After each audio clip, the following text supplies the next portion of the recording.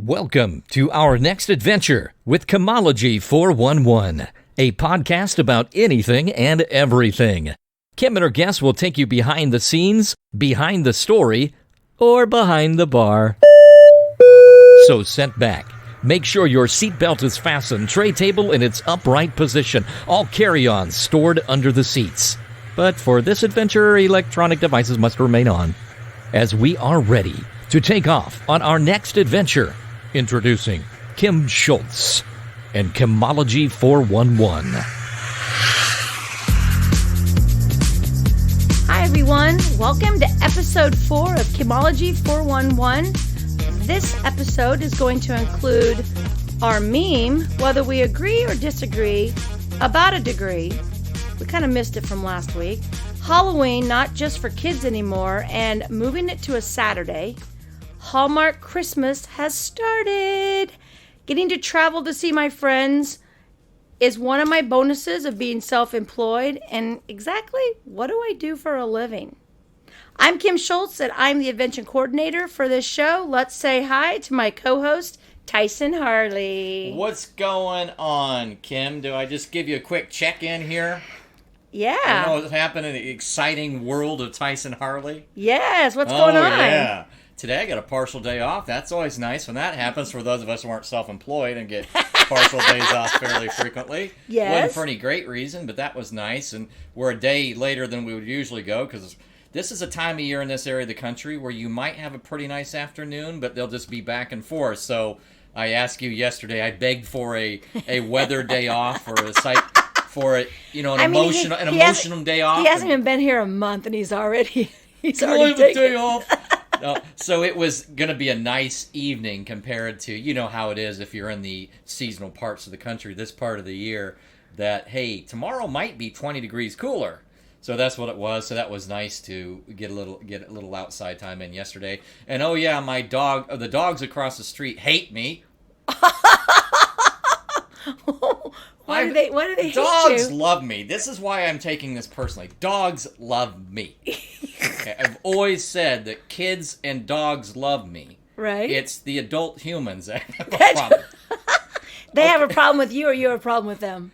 That's where there's a problem. There's a problem. I'd like to think it's because kids and animals have better instinct. Right. And can sense a person's good nature, but it could just be because they're dumber. I'm never sure. So, anyway, dogs love me, but these dogs across the way, every single time I get out of my car and go towards my front door, these dogs are about 100 feet away to maybe 130 feet away to as close as maybe 95 or so. And they will not stop barking. Is it a mean bark or just a normal bark? In months. It's a there's somebody there bark. Oh. But I'm too far away, way across the way. And if I sit on the porch, these dogs bark and bark and bark. And I at first thought it was cute. And now I'm kind of mad at them. Can't sit on my porch. Without being barked at. I even, a couple of times, I told my sister this, I kind of want to sprint at them. Yeah. Yeah, that'll work. I do, just so I can see if they, kind of poop themselves or something. And maybe they'll shut up finally, but on the other hand, it could totally traumatize them. They'll never stop barking again. But I'm afraid I couldn't get back to cover before the owners or you might got get to shot. Their back door. Blah, blah, blah. Protect your animal. All that stuff. So, yeah, that's it. So that's what's going on with me. Just thought I'd give you a quick touch base there. I'm sorry that the dogs don't like you. It's all right. I just, it's not that they should be able to sense my vibe. They're probably too far away to sense my vibe. Well, you probably. But usually dogs shut up eventually over the neighbors where they see moving back and forth. There's two of them, and I imagine one's the instigator. Well, yeah. One's the instigator, just won't bark, and then the other one won't stop. Maybe the other one would have stopped by now, but whichever one is the instigator just will not stop barking. It doesn't matter. Like I said earlier on social media, might as well be. It's like I'm Sasquatch over there. Right. It's the same person you've seen me walk slowly between the car and the door all this time. The whole time. And every single time, they just are bark, bark, bark, bark, bark.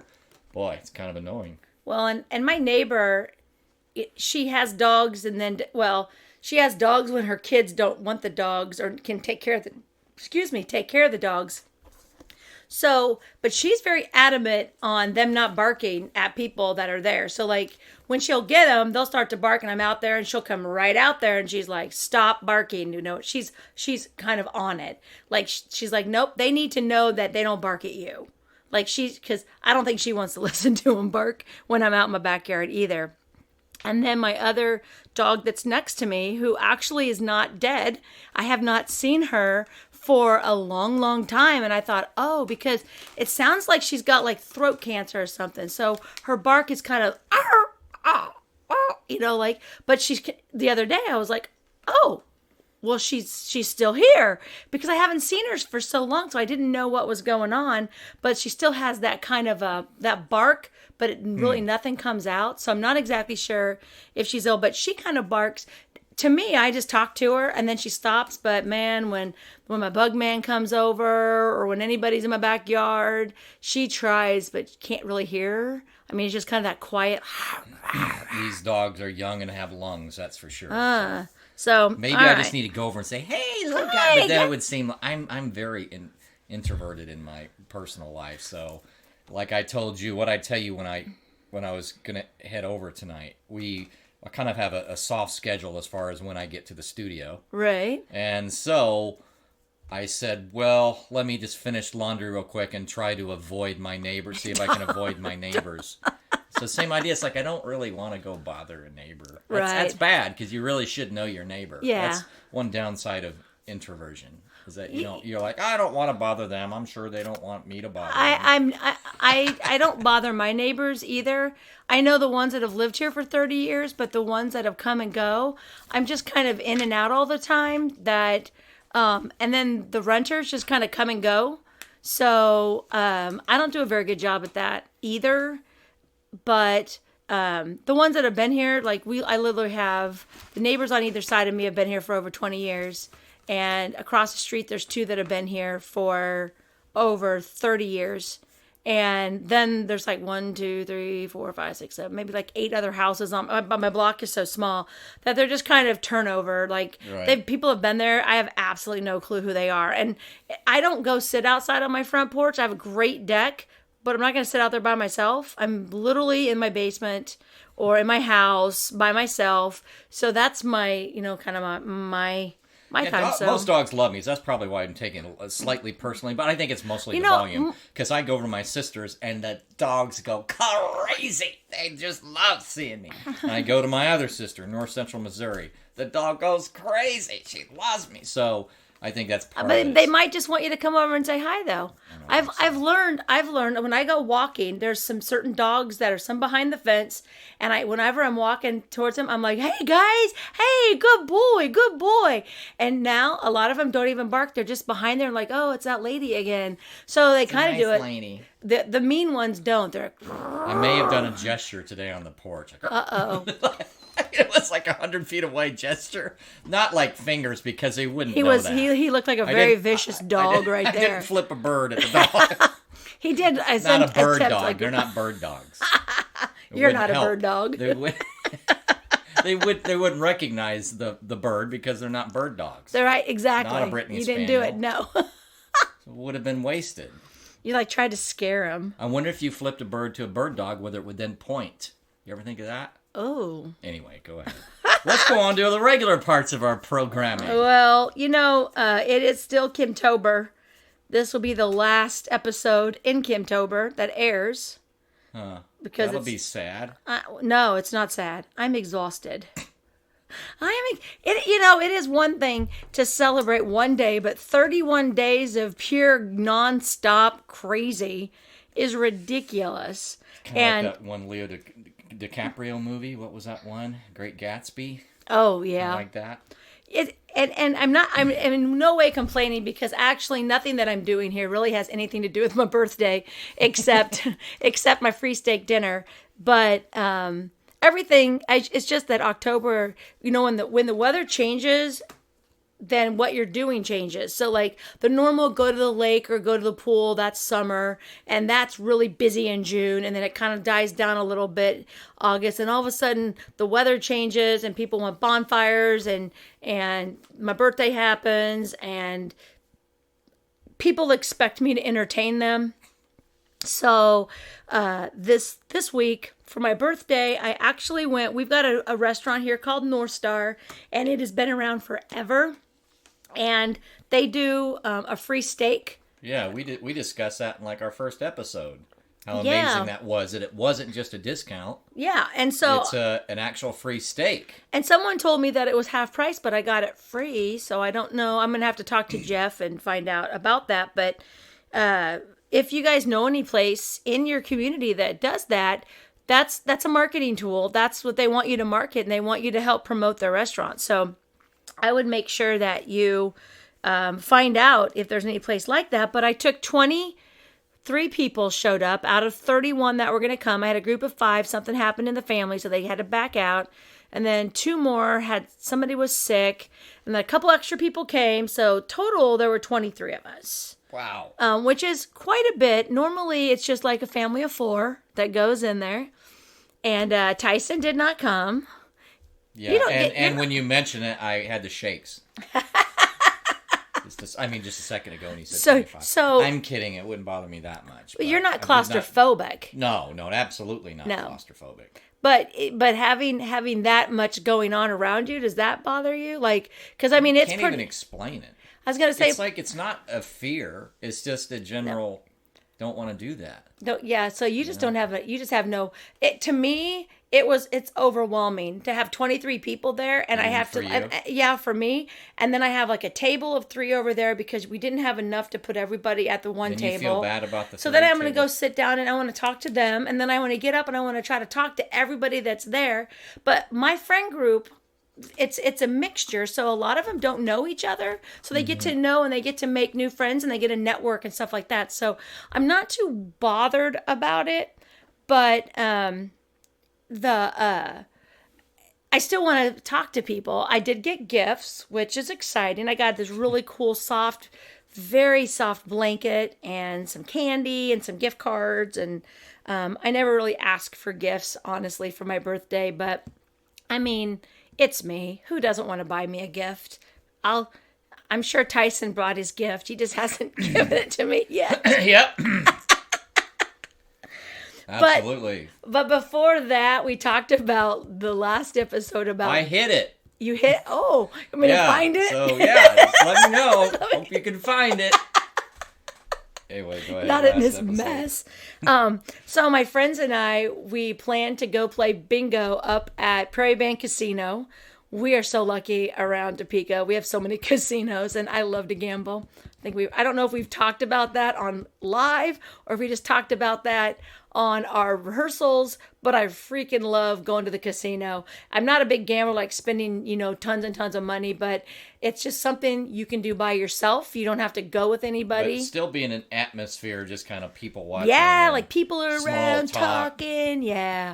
And so we did bingo, and unfortunately, 2 of the girls were sick. There were 5 of us going, and it ended up just being my friend Terry and Melissa and myself. We went down and we went for budget bingo, so it was a little bit less expensive. They were giving away tickets. You could buy so many tickets to give away this package. It was called like the Queen of Hearts, and you could win up to $13,000, and they gave that away. Like some lady won that.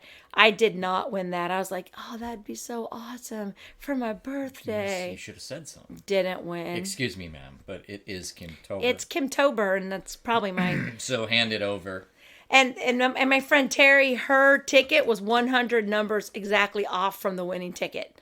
So instead of 674, hers was like 760. Like, it was 100 off. Like that matters, because she kept going, no, Kim, that's my number. And I'm like, no, it's got to be a 7 and yours is a 6. And she was like, no, but listen. And I'm like, this, Terry, no, yours is a 7. It needs to be a 6. And so, no, you did not win. And you actually weren't close. Right. Not even she also any is the one closer than any other one. You just didn't hear it right. And she's not good at math, so I guess that was really hard for her. But we had such a great time. But I'm telling you, bingo is hard. Have you played bingo lately? Have you played bingo? Don't laugh at me. Don't laugh at me. I'm telling you, bingo is hard. It is hard. You have got 1, 2, 3, 4, 6. You have I know. 12. You have 12 cards. Some people and have then, all kinds of them. You got to be looking up and well, down. It's like a concentration exercise. But it's not bingo. It's like, let's do shopping cart. And we're going to do the post stamp. And we're going to do 4 corners with a slash and a cross and a... And you're because of the different designs? all these different designs. And so you're like... Which one am I? But at any given time, it's the same design. It's just that you might have multiple cards that you're keeping track of. Yeah, it's the same design on like that 12 day, cards. Still. We only played 12 cards. And you can get a machine and just have the machine do it for you. So you just sit there and eat your popcorn, and the machine goes, meh, and you go, bingo. That was not fun. I said, no. We are here. We're old, and we're trying to use our brain. We should have got the machine because Melissa, they didn't know what to do. So Melissa got upset at the very beginning because she had a credit and the lady up at the front didn't know how to do the credit. She had to go wait in line. They just kind of screwed her around, which she was mad. So she just started drinking beer. She was like, bingo. And they're like, no, we're on a pattern now. She was like, I don't need this early bird bingo. I need beer. And so she got beer, and then her and Terry were drinking, and I was coming down with allergies and stuff like that, and I know that my body, I can't drink alcohol. I really have to just eat a lot of food, take my medicine, and stay, not to get sick. So that happened with bingo. So no, we did not win, but we had a great time. It'll be a while before we go back because it's a lot of work. It's like you can't eat, you can't do anything because it's nonstop. And they're like, all right, get out the next card. And you're like, but I need... It would be funny, like if they... What was that? There's a certain actor, and he used to be in the military, and he was the usual, that's the strict drill sergeant guy in a bunch of movies. They did some little bit on him being a bingo instructor. Or the soup Nazi. The soup Nazi is bingo instructor. Well, Matt... No bingo for you. You know Matt Bryden? Yes. He's the bingo caller. What? Yes! You want to go now, don't you? Maybe, because he's probably silly. He was funny. He goes, all right, because on one of the bingos, he pulls a number out. It's like 13. And he goes, okay, go ahead and daub out all the 3s. You got a bingo minute to do it. So like 63, 23, 33, 13, 3. You have to daub them all because he's not going to call anything that ends with the 3. Just go ahead and daub it all. And so he goes, are you ready? No. These ladies are in love with him.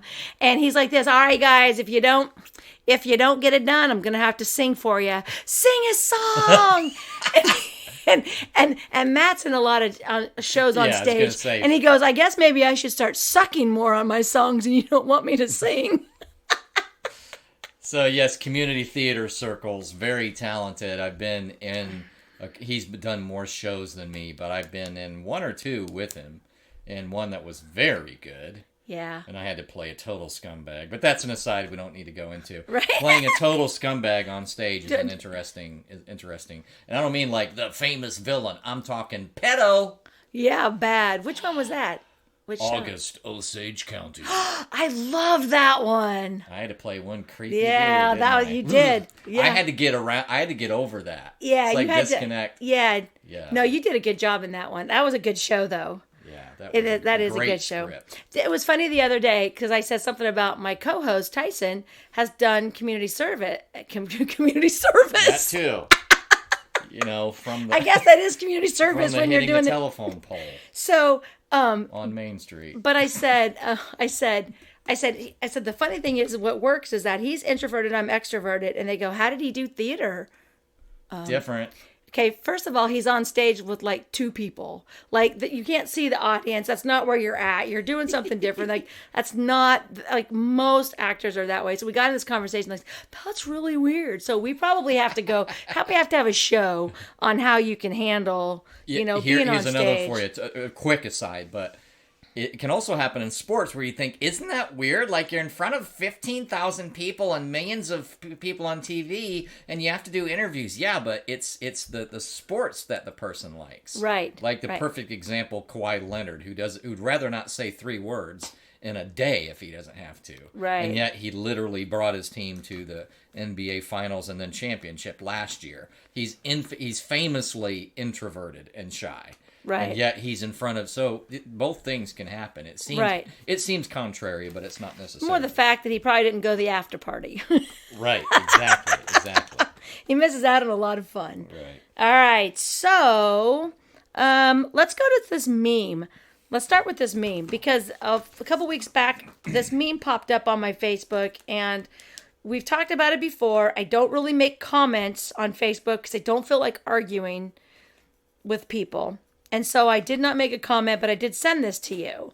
And the meme says, you need 0 degrees to be a business owner, but you need a degree to work for a business owner. Read that again. I love that. Hey! I don't know if you know just how much I dropped the mic, but I did, yo. Yeah, read that again. It's Yeah. like, okay. Yeah, exactly. It's like, so I read it again. Let's read that again, okay? Read Read it it out again. loud for people since they can't see it. You need 0 degrees to be a business owner, but you need a degree to work for a business owner.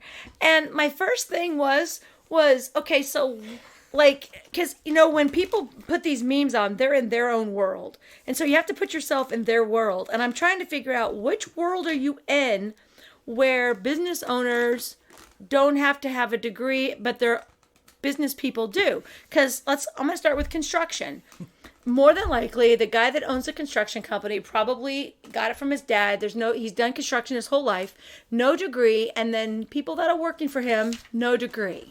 Okay, they're like, we want a degree in construction. One place the meme is not accurate, and pretty easy example to come up with. Okay, so how about this? How about a law office who's owned by lawyers who require you to be a lawyer And have a degree. You have to have a degree to be a lawyer. You have to have a degree to be there. You don't have to have a degree to be the secretary to the lawyer. You don't have to have a degree to even be the person who preps the cases. So that doesn't make any sense. Okay, so then let's go into a medical practice. A medical practice, if that doctor, my friend, he's a dentist, he owns his dental practice. He's a dentist with a degree. He has hygienist with a degree. His partner, the other dentist, a degree. The girls that work at the front desk, maybe a degree, maybe not a degree. Not sure it's required to check people in. But probably the accounting person probably has a degree. The marketing person probably has a degree. But once again, the owner of the company has a degree. So name a company. You name something that the owner doesn't have a degree but requires you to have a degree. Fast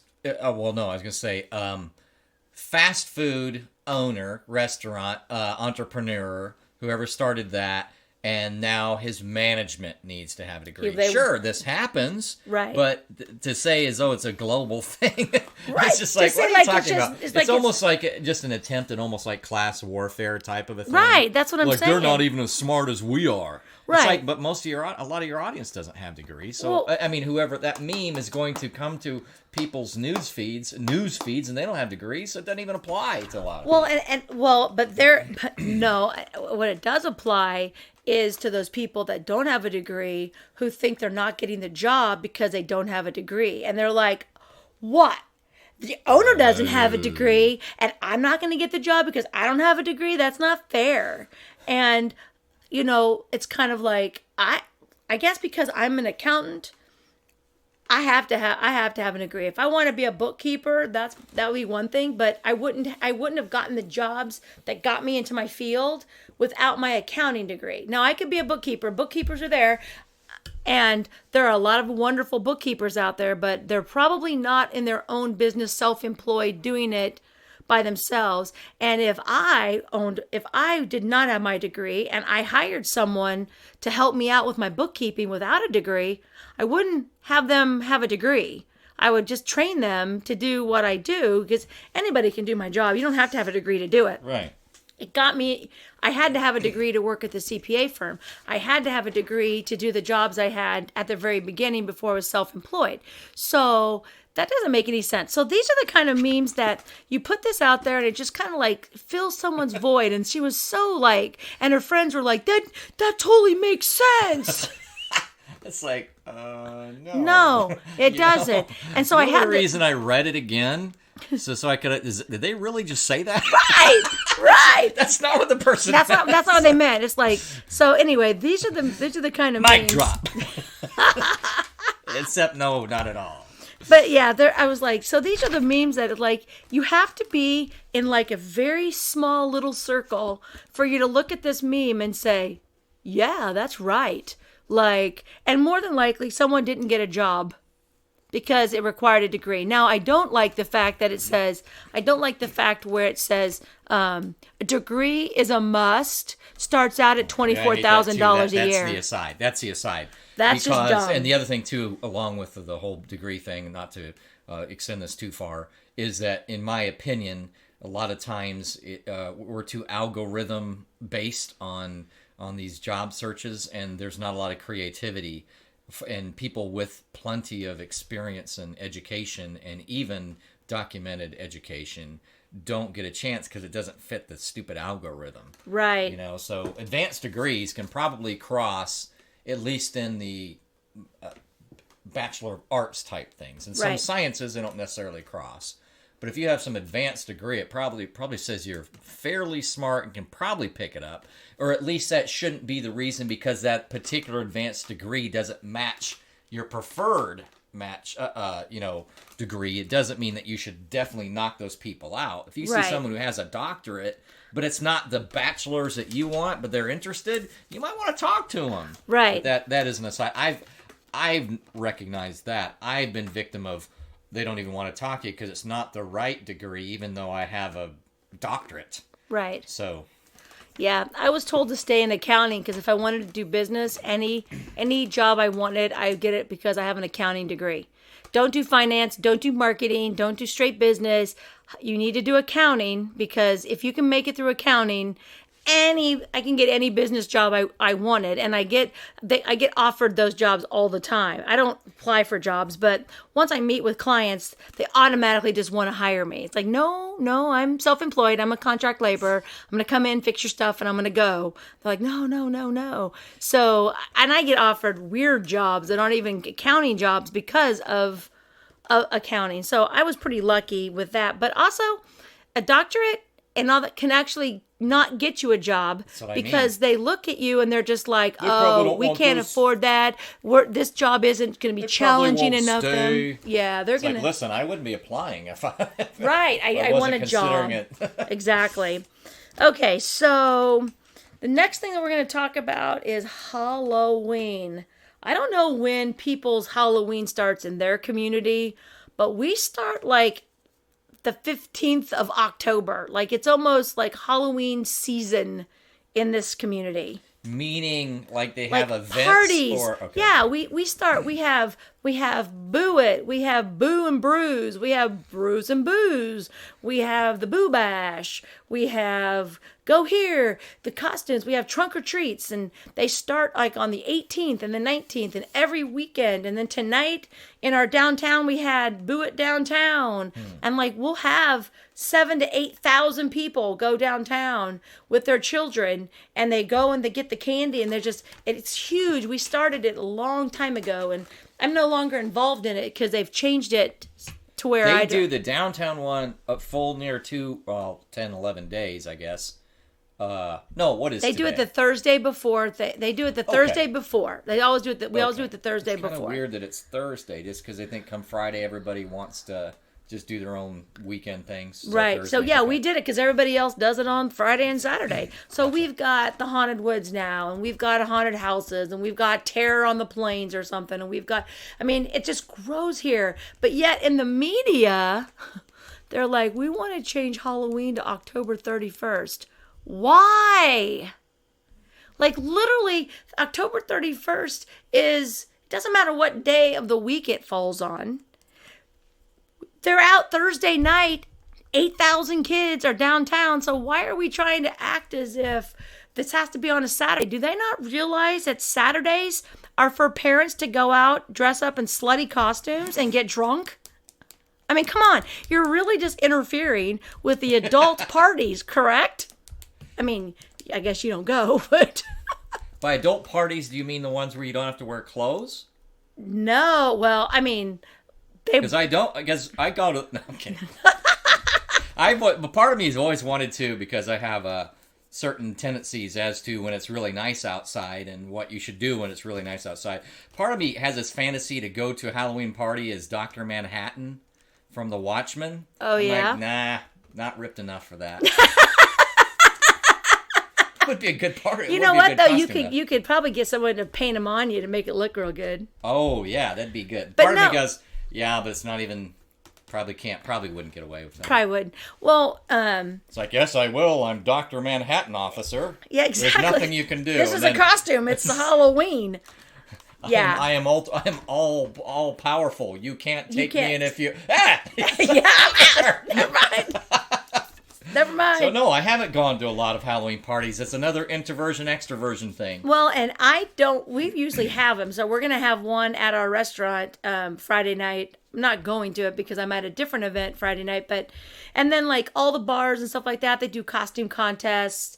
And so we actually have events in November, like November 2nd. It's called Hangover Halloween or something. I don't know. No matter what, with these seasons now, we milk them for all they can, which is kind of where Kim Topper came up with. It's kind of a satire of these holidays because, like you have Thanksgiving, you have Friendsgiving, you have, you might go to 3 different families' houses. You're going over here, you're going over there. Tyson's looking at me like, no, I'm not. You're reading me more and more accurate. I'm getting Hy-Vee. They're delivering my turkey, and I'm not going anywhere. I just mime putting it on the table and kind of running away to the corner. Here's the turkey. I'll be over there. But reality is that it's like my friend Mike and I were talking, and I said everything is like you've got 5 different things to go. You got the Wednesday before Thanksgiving. Everybody goes to the bar and gets really drunk. So all day Thanksgiving, you're hungover because that's the night that all the old people go to the bar to see the old people that they used to party with back before the time. It's really, because there's no work on Thursday. So it used to be when we go to the country bar to see all my country friends. And now I'm to the point of I'm too old for that crap. I always go to family on Thursday, so I'm not even local and just spending time with my mom, which is fine, but therefore I don't see any of the goings on up in the city. Oh, city per se, whatever you call it. But big your city. point earlier was that about not moving it to the 31st. They want to move it to Saturday. It's whatever the Saturday is around. Yeah. That's the idea. Yeah. Yeah, I mean, I hear you, but It's been I that hear way. them, but it's like, I don't know about all that. But it's not a holiday. It's like a fun day. Nobody gets off work for the holiday. It's not like a national holiday.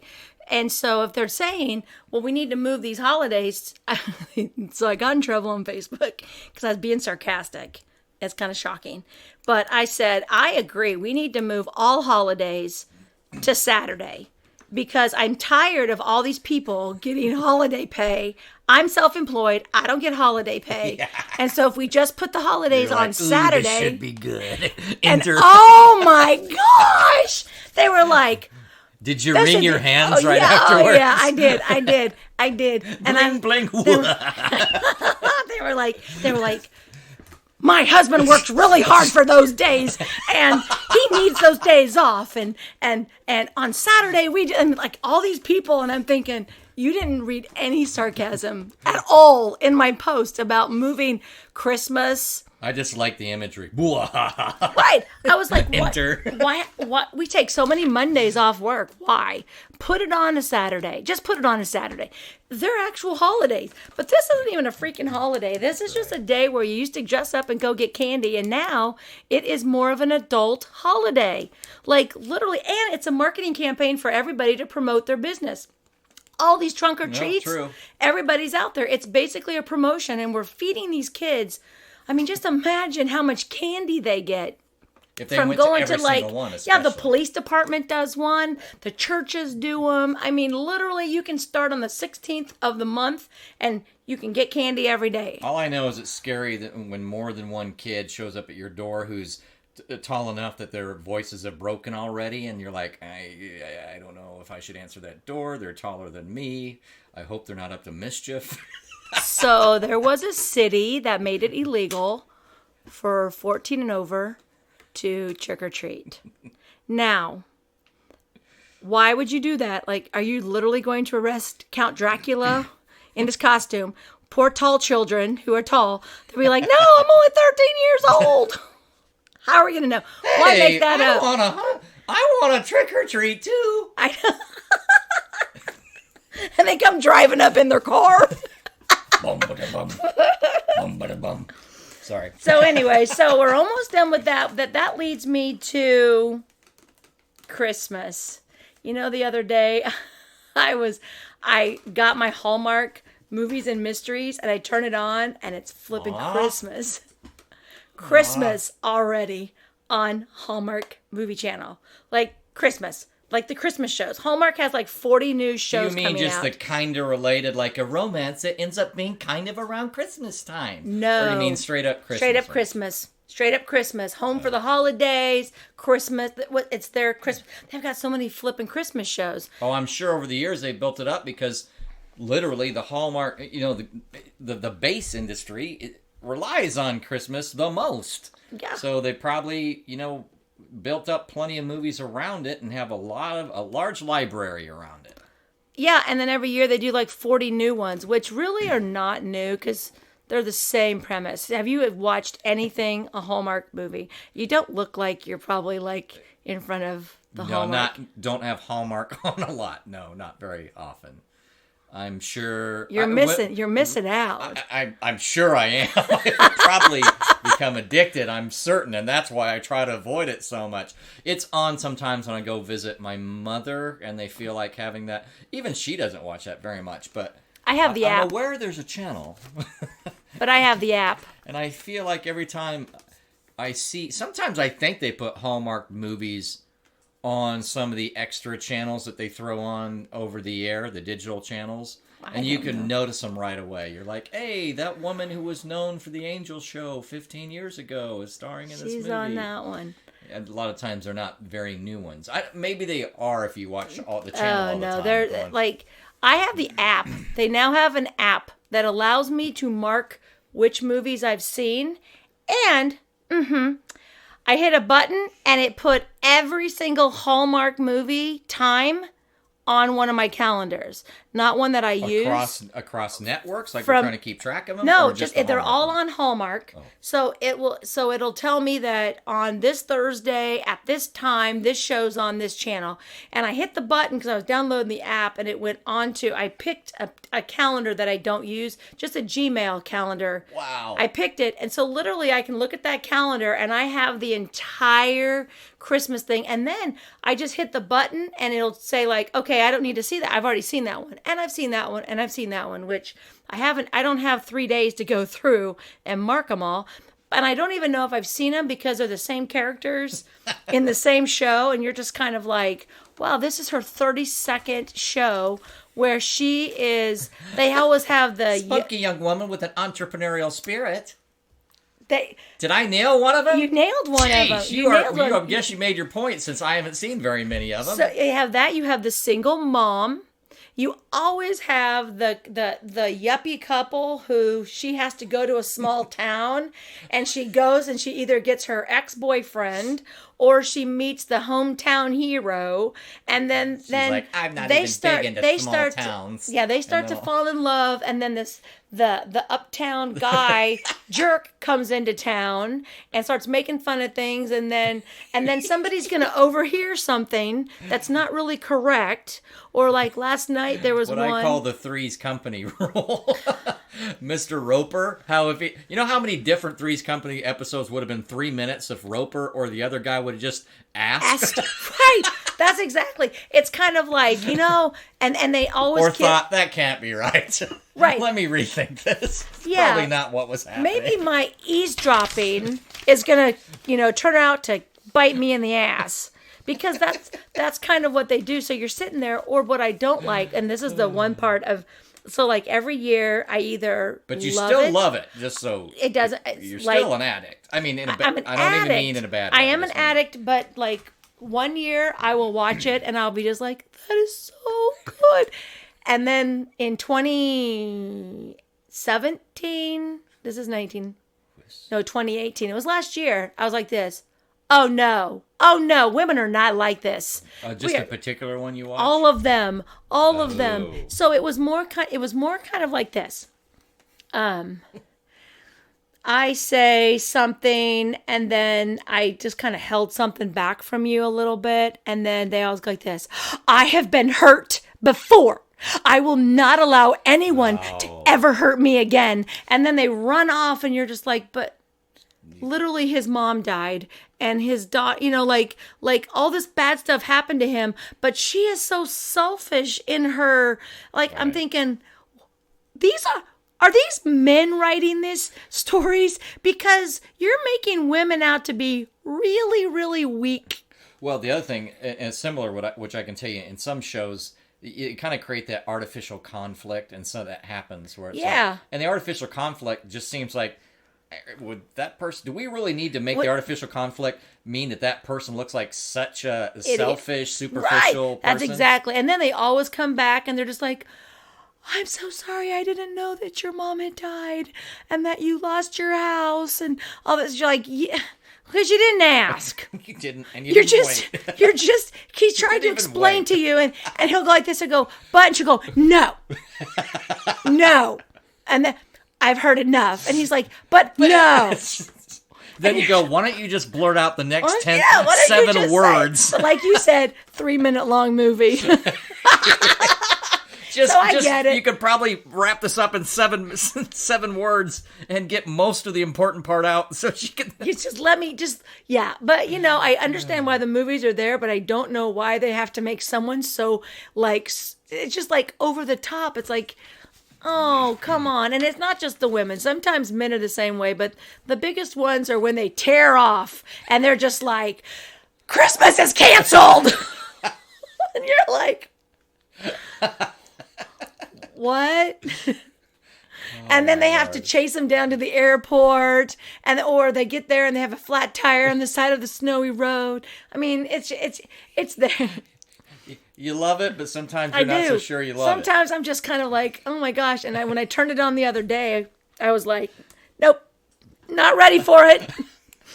I got to mentally get myself, something. I got nope, not ready for it. I need to be in a better mood so I don't criticize these people very often. That's a true thing too. I mean, it really, even whether or not you like a particular movie, you got to be in the right mind space in order to really enjoy a movie that someone is, even a lot of people have said is a good movie. If you're not ready for that movie at that time, your perception can be wildly different. Well, and if I'm not ready for Christmas, I'm not ready for Christmas yet. Like got to get through October first. I'll be ready as soon as November hits. I'm good. But October, I still need to watch Hocus Pocus. I still need to watch my Halloween Town 2, just my normal little Halloween shows. That's what I'm gonna watch from then on. So. Anyway, but yeah, that is my Hallmark Christmas. I am excited to, use my app, but not yet.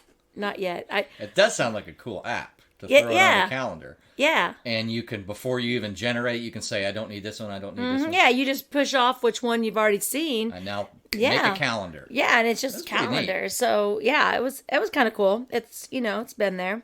Okay, so we're going to stop and take a break before we get back to talking about what I do.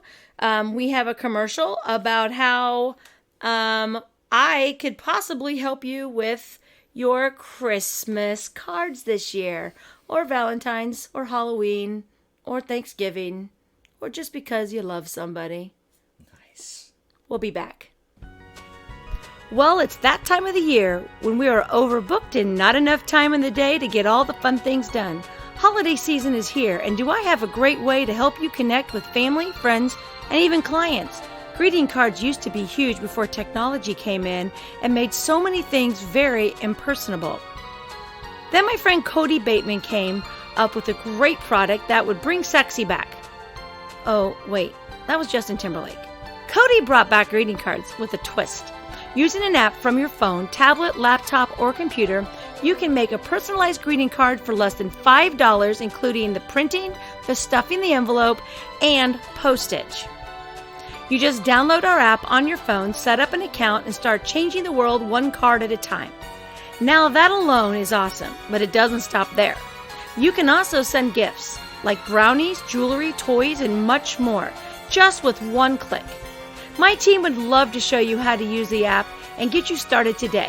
This is also a great business tool to help build relationships, so everyone needs this app on their phone. The app is free, and you only have to pay for the cards and gifts you send. We do have monthly packages that bring the total of your heartfelt cards down to around $1.50. So, what are you waiting for? Click the link in the description of this podcast and get started today. You can also email us, and we will set up a meeting to show you how easy it is to send personalized greeting cards. You can also send us your mailing address in our Facebook page, Selfie Cards Matter. We will send you a card. Let us help you make this holiday season the best one yet. Hi everyone, welcome back. So I get asked all the time, what do I do?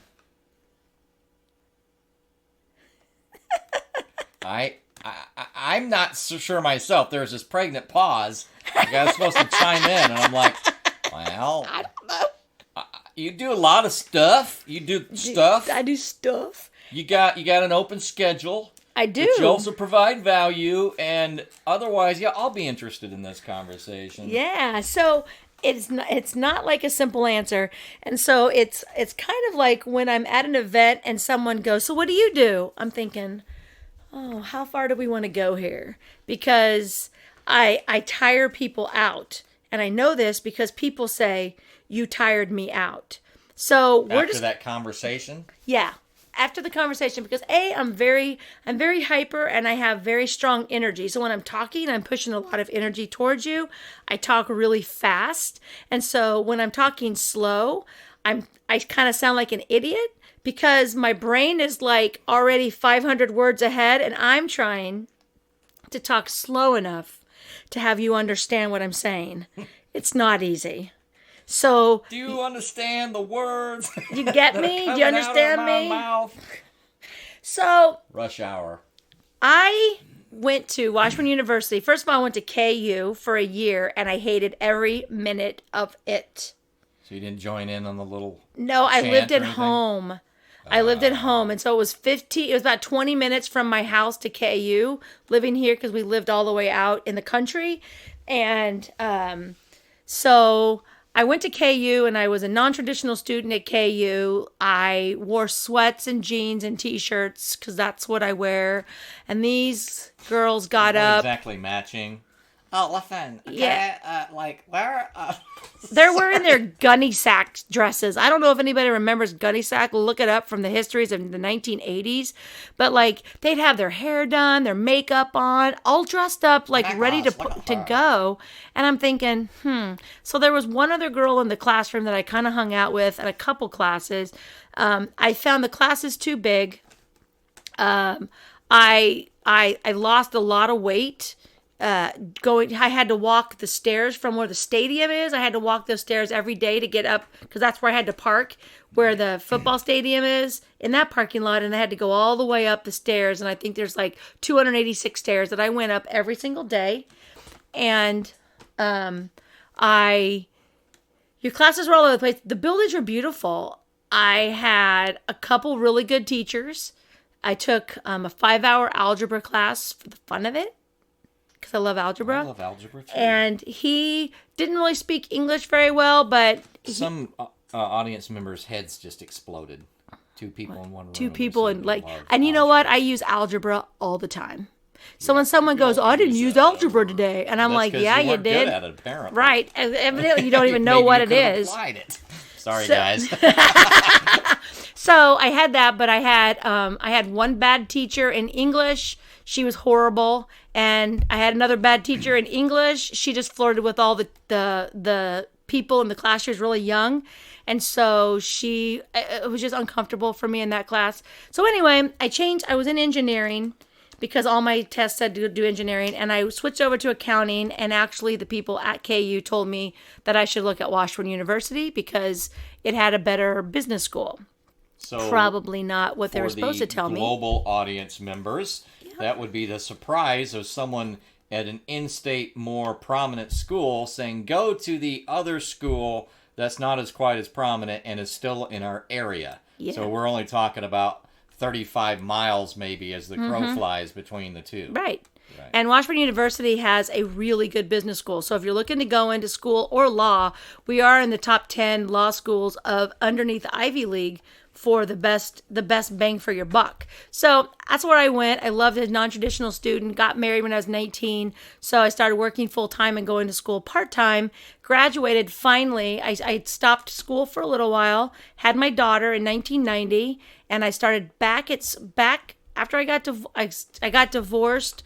She was 4 when her dad and I separated, and in like 1995, I started going back to Washburn, finished my degree, and I graduated in 2000. So it took me forever to get through school, but I freaking did it.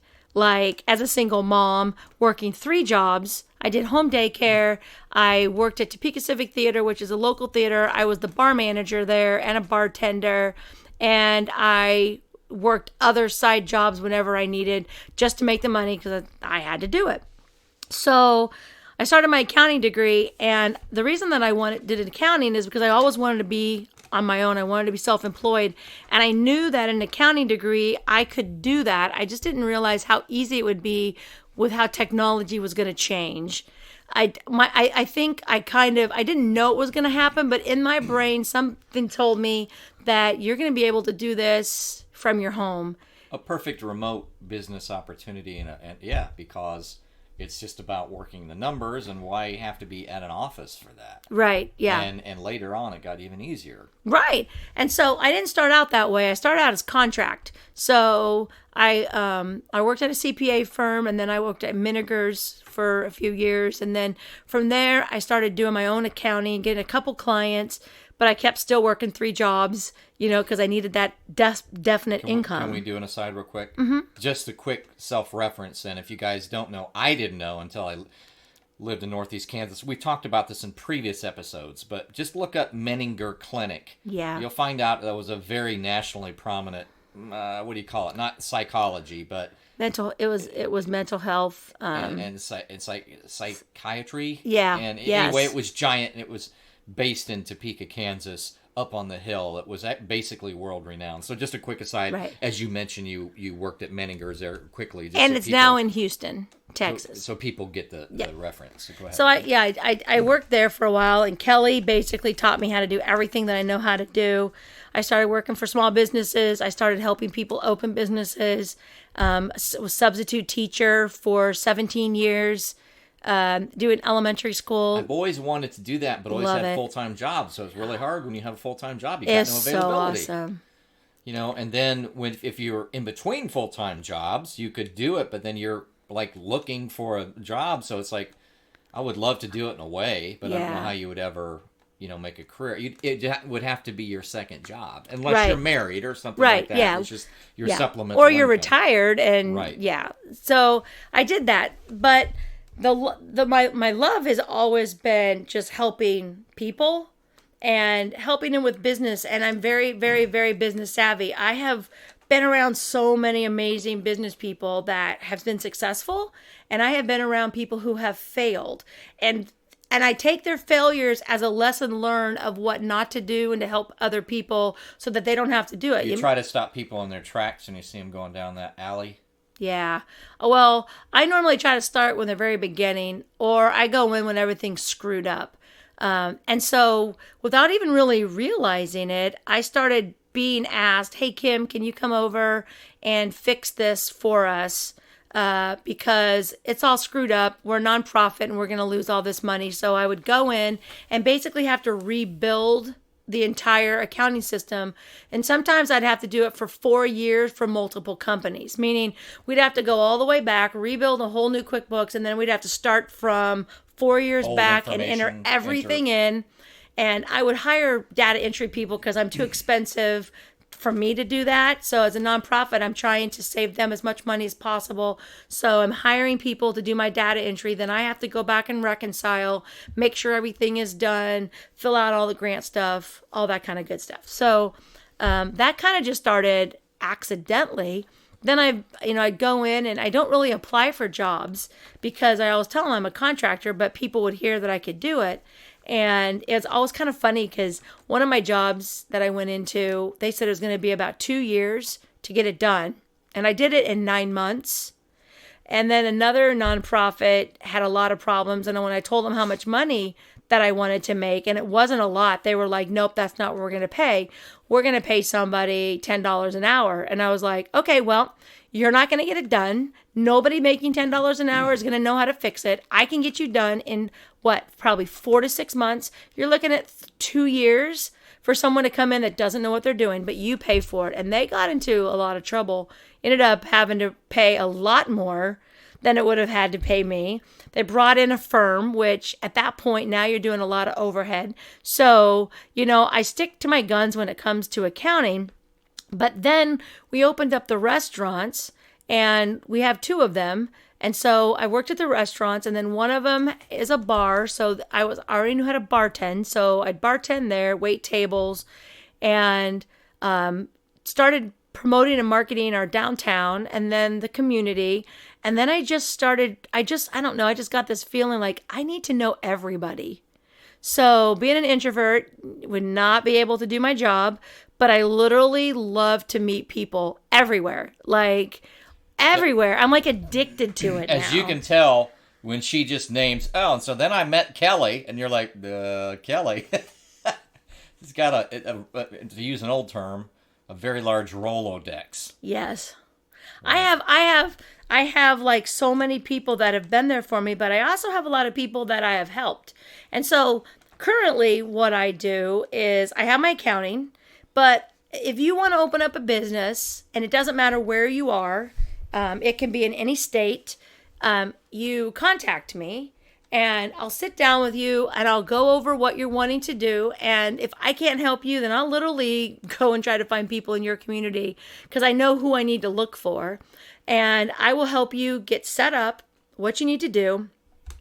I can get you on your way, but I'll also be there. And sometimes it takes a year or 2 to explain to you what you probably know is wrong.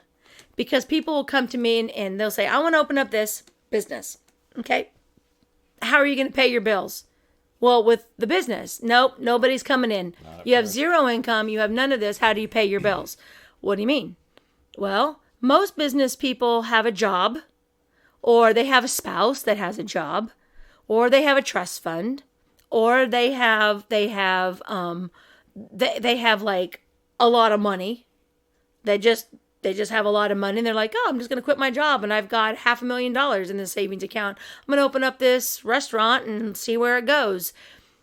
That's not the normal person. So if you're starting on ground zero, you need to know like what money's available and all that kind of stuff. And I help people with that. I also go and help people with their finances. So I do have a client and they were having problems with their money. And they had a loss in their family. And so they're kind of grieving. And when we finally met, I told her, I said, I can't fix your money problems yet. I need to help fix you. So let's get some things going.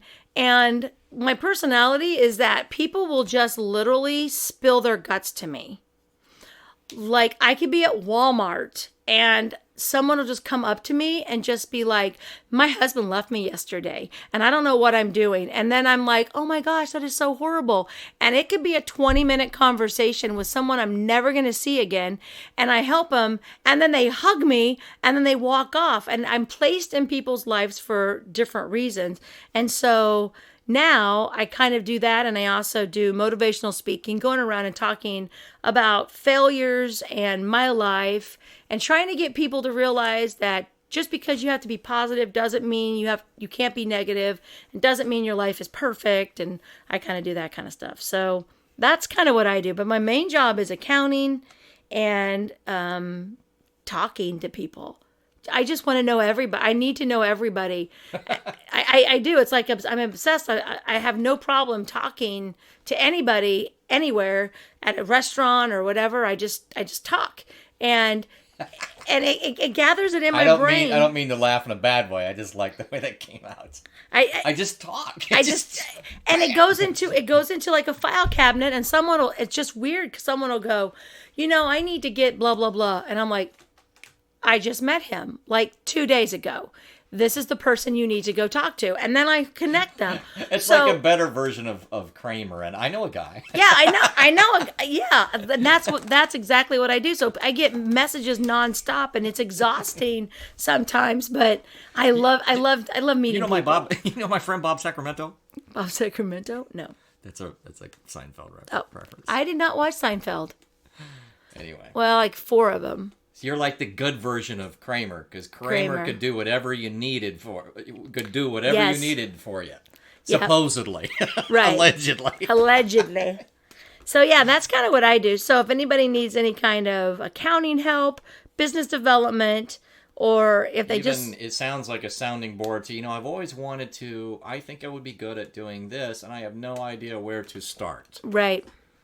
Yeah, I've thought that many a time. So maybe that could lead to some episodes. I think that seems like that would be a natural episode for you, where you might say, how do I even get started on this? Because I can't, even the idea, like I can see one of the episodes being, yeah, but what about zoning? And I can't afford anything yet. Well, that type of thing, that transition to when do you have to actually be in a zone type business? When can you be out of your house? Those types of things. Right. To me, that transition is important, because as someone that's a libertarian, I've always thought zoning laws are kind of communistic. Wait, just hold on. I really go to the nth of the thought process, and the idea that I've been overseas and seen true free markets where people just, I need to sell something today. And so they're just out on the street selling something. There's not a lot of regulation going on. And that, in between that and, oh, no, you've got to have a particular building, and it's got to be in this area of town, and all that added cost of having to do that to even get started. I've always been interested, and also, I should say, intrigued by that as a problem, but I don't know it, I don't understand it. That fine line between starting a proper business but not having the money to do so, quote unquote. Right. But yet, why can't you do a small business until it gets to a certain point, right out of your home, and then can you? And what are those lines? Like, some people can have beauty salons in their upper room. Uh-huh. So it's like that whole thing to me maybe partially is because of our city planning attitude, and even that's a profession now. It to me can kind of get in the way of true entrepreneurship. Right. In America. And I don't know if that's the case, but I feel like it is. Maybe that's the subject matter for another episode sometime. Well, yeah, I was going to say there's so many different rules. There's zoning, Right. there's licenses. Right. And it's all put in place With under good false intentions. whatever was it? Pretenses. Pretenses, good word. That it's for your safety. But every year, I have to pay $55 for my annual report to be an LLC. Why? You've done nothing. Nothing. There is nothing happening. But the Secretary of State still wants $55. And then you go on to our city website and look under the licenses. Everything has a license. Even a circus has to have a license to come here. There's a license for a beauty salon. There's a license for a barber. We're going to have to pull those one day and just talk about how dumb these licenses are. Well, and that's what happens and I think some of it's a remnant of being a very affluent society. Because in societies that haven't been affluent, it's like, hey, guy's got to eat. Right. So if he's got to sell his watches, on the street, guess who gets to sell watches on the street? Right. And guess who's not stopping him? Nobody's stopping him, But because we've been an affluent society, we've built some of this stuff into it. And then we're also chasing tax dollars now. I was going to say, it's all about money. Because the federales get to make up tax money from thin air, and the state doesn't. So they're always chasing that deflation of the money. Because they don't get to create money from nothing. So compared to what's happening with the money supply, the states are always in a tough place. So it's like, where do their dollars come from?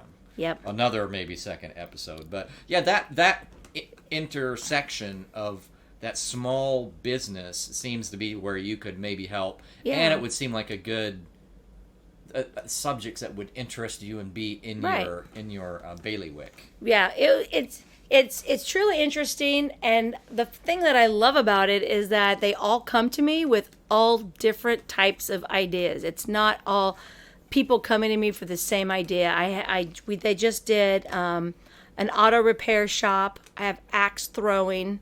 I have a bar that just came out. Hopefully those aren't combined or aren't next to each other. Well, actually, for them. You know what? In Kansas City, they have axe throwing with alcohol. I was like, I don't see anything good about that. Like, literally, I don't see how you would want someone drinking alcohol and throwing an axe at the wall. Here's what we need. A bar next to an axe throwing business, next to an auto repair business, and a chainmail business, all right near each other. And a morgue. It would be, and a mortuary with. What's the word where everything works on? Just help each other. Help each other out. Yeah, exactly. Yeah, so it's like when people come to me all the time and they're like, I've got this great idea. That is a great idea, but that's not a business. Like, that's not going to make any money. And but why not? I tear their dreams apart. It's like, how are you going to make money at that? And if you don't want to hear that, then please go do it yourself, or go find someone who's going to take the money from you. Yeah. And I'm not there to make the money and lead you down the wrong path. I don't want to see anyone fail, but you also have to be willing to work with me. I have a certain personality. I have a couple people. One of my businesses that I helped grow. She always, whenever she's out, and she always goes, "She's not nice." Like, you don't pay me to be nice. Like, if you're not doing what you're supposed to do, and you need to do better, and you're an entrepreneur, the only person in your company that's going to tell you to do better is you or your coach. And that's why you have a business coach. That's why you have a life coach. You get Nice Kim for free. Listen, yeah. Okay, you've paid for the you pay for the coach part of me, because I need to be able to not. I always say, don't let me hurt your feelings. Business, there's no feelings. So if I'm going to make you cry, customers are going to make you cry. And then they call me and they're just like, oh, blah, blah, blah, blah, blah, blah. And I'm like, you're crying over business. Like, don't take it personally. You sucked. You literally sucked. So let's do it better this time. What did you do wrong? It is a learning experience, because the first 2 to 3 years of any business, you don't know what the hell you're doing. Like, you have your job. So I don't know what your job is, but let's say you decide, I can do this job over here on my own. Well, you doing it at your current job and then you being the boss and doing it over here is totally different, because you've got someone telling you what to do. You've got someone funding you. Infrastructure. You've got someone in your ear, a time schedule. And you're over here now, you're like, well, I was going to, let's just say, I work for a pest company and I spray for bugs. And I think, you know what? I could do this on my own. So I'm going to go open up my own pest company and I'm going to spray for my own bugs. So you come to Kim and I'm like, okay, let's go. How much is your insurance? Where are you going to be from? What's the inventory? What is this? How much are you going to do this? What are your assets? How do you get your customers? What's your marketing budget? And they're like, what? I'm like, okay, so, you're not going to have any clients. Even if you have 3 clients, you're not going to have any clients for at least 6 months. How do you pay your bills? Well, and there's business loans and that stuff out there. Okay, so now let's say you want to go over here and let's say you get a $50,000 business loan. It and doesn't now, mean anything. They make the money up from nothing. So as long as you pay the first year or so, Right. they're good to go. Right. And then if you fail, it's fine with them. yeah, it's Most of the loan is made up. To go do a quick side topic. Right. If you pay even close to just what the interest on the loan is, and everybody's going to try to survive the first 2 years. right. Everybody's going to dump, if they can possibly afford the first 2 or 3 years, they will. And that means the bank's pretty much okay, actually, Yeah.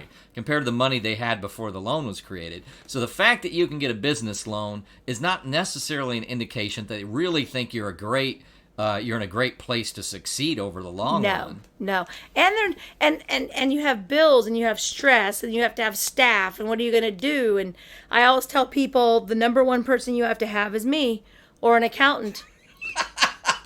I just love the ego. You didn't even say, like, I thought that was going to be, is a person who can. Nope.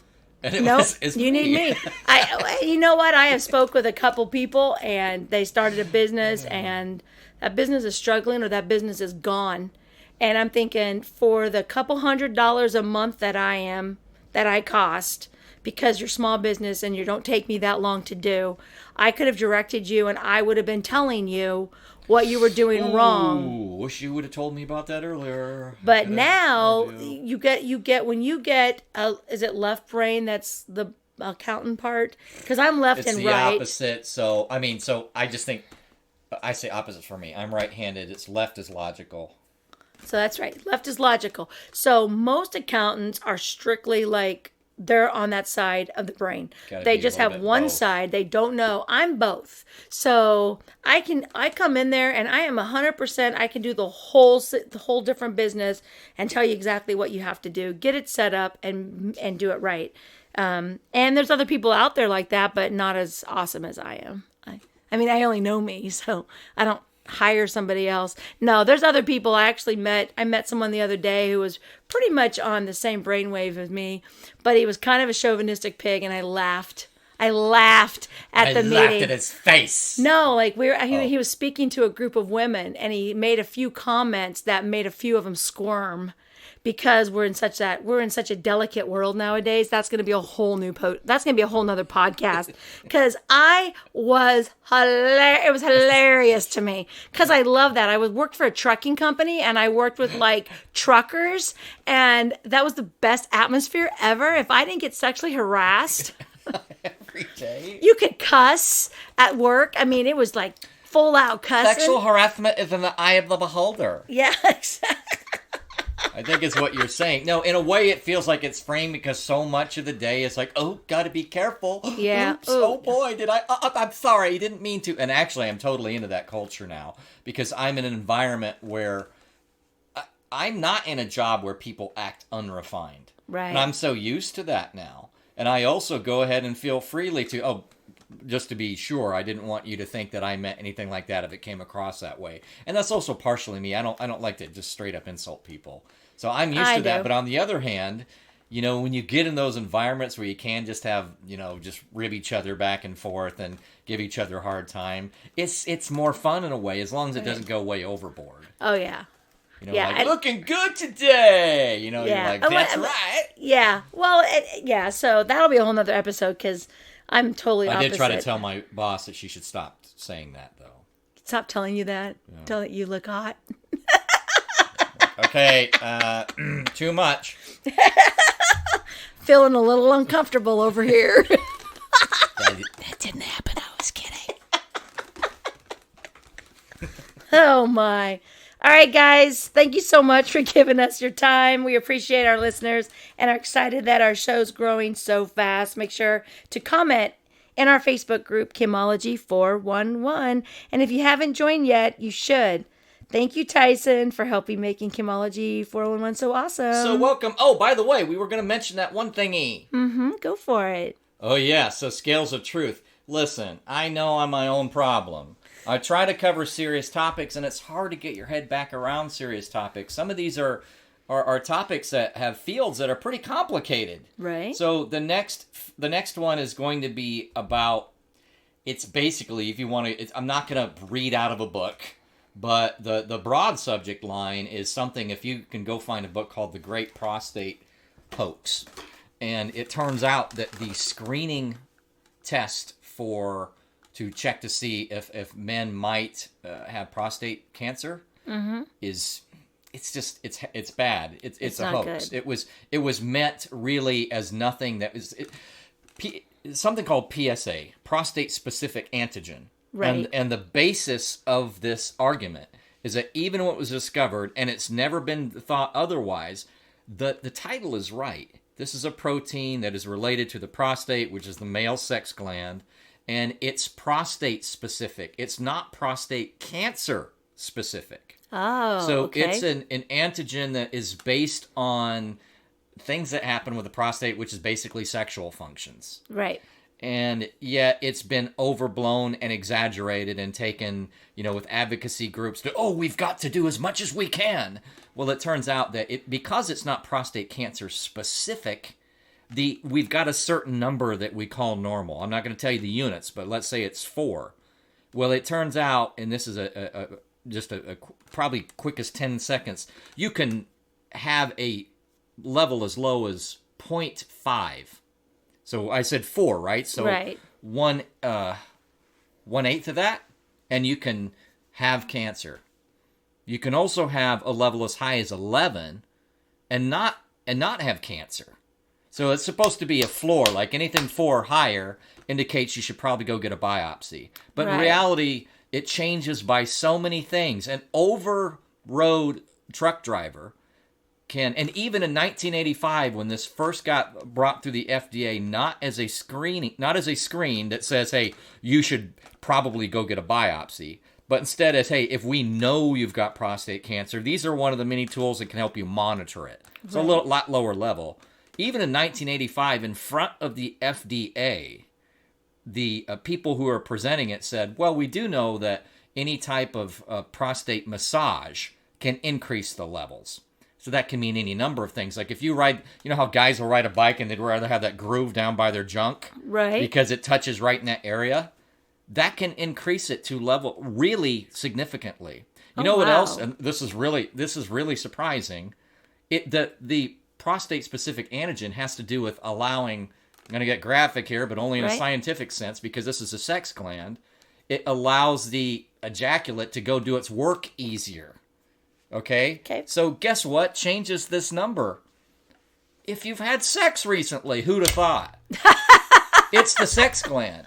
Right. So there are a number of things, and even in 1985, in front of the FDA, they said, well, yeah, even prostatic massage, things like being in a truck and going, or some, whatever, a literal prostatic massage, or something like being on a bike can change us a lot, as can just an infection. Like even being sick can massively change these numbers. So the numbers literally don't mean anything, but what happens is that people get that as a screening because it gets pushed onto doctors, and the whole episode's going to be around that. It's going to be a really important episode, and it's a really important book. And just so you know, this isn't out of the blue. The guy who wrote the book is the guy who discovered prostate-specific antigen. I kid you not. Oh, wow. And in 2014, there were a couple of, I can't off the top of my head know whether it's regulatory agencies or just people generally kind of the boards about cancer. It's two different entities, organizations said, yeah, we got to stop this screening. It's doing more harm than good. Literally, it's doing more harm than good across the population. Is it a radiology? Like It's a blood serum test. Oh, okay. And so the blood serum test gives people this fear that, no, I might have cancer. So what you were saying... And then they get the biopsy, and then they may or may not have cancer, but there are different types of cancer and different types. So what happens basically, long story short, but I want to get into enough detail in the episode so that you believe me, and you've kind of get through kind of the glyphosate episode where you've got to go through that intellectual journey. You've got enough background to where it really sticks. Literally, there are some cancers that you will have when you die, but they're slow and you didn't die from them. Right. It's very much a disease of aging, too, it turns out.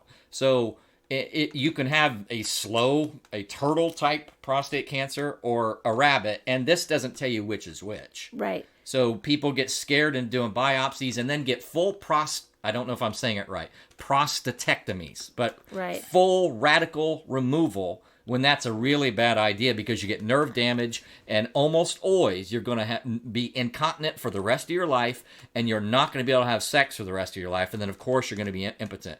And I mean erectile. Right. You're not going to be able to do that. And this is, so what happens is wives, saying, we've got to catch this early. And they're not necessarily informed right. And way too many people get biopsies. And then way too many people get prostatectomies. Or however you say that. So you were saying when the rise of the number, like after sex or riding the bicycle, it's like a temporary number. So like if any given day, it can vary widely.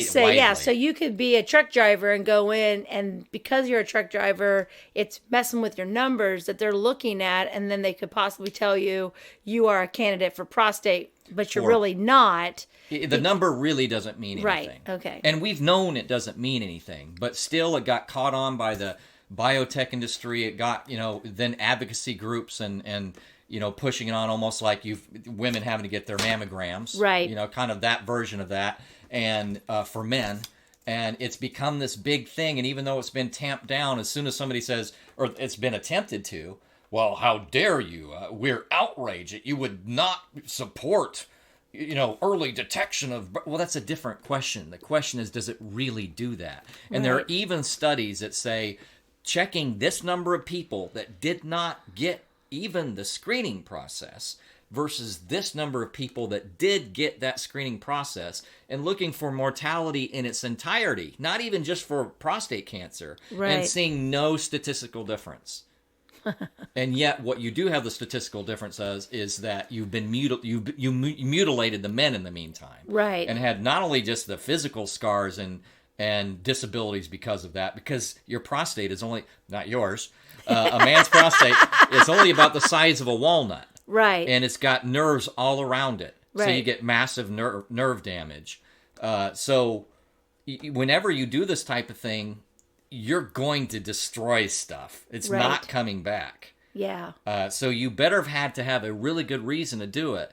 In reality, a lot of men who've had those radical prostatectomies did not have a reason to do it. They would have died with that not having gone any further. They would have just died of old age. Right. So it's an important episode. I'm trying to I'd read this a long time ago and gotten convinced of it. But then I needed to kind of go brush up and be good enough that I could talk to it off the top of my head like I'm doing right now. And then I want to organize it a little bit better than the glyphosate episode. But when I do get it up there, it's going to be a pretty good episode. So I'm excited about that. Awesome. Yeah. All right, guys. Well, we'll talk to you soon, and make sure to keep going on your adventures. Bye-bye.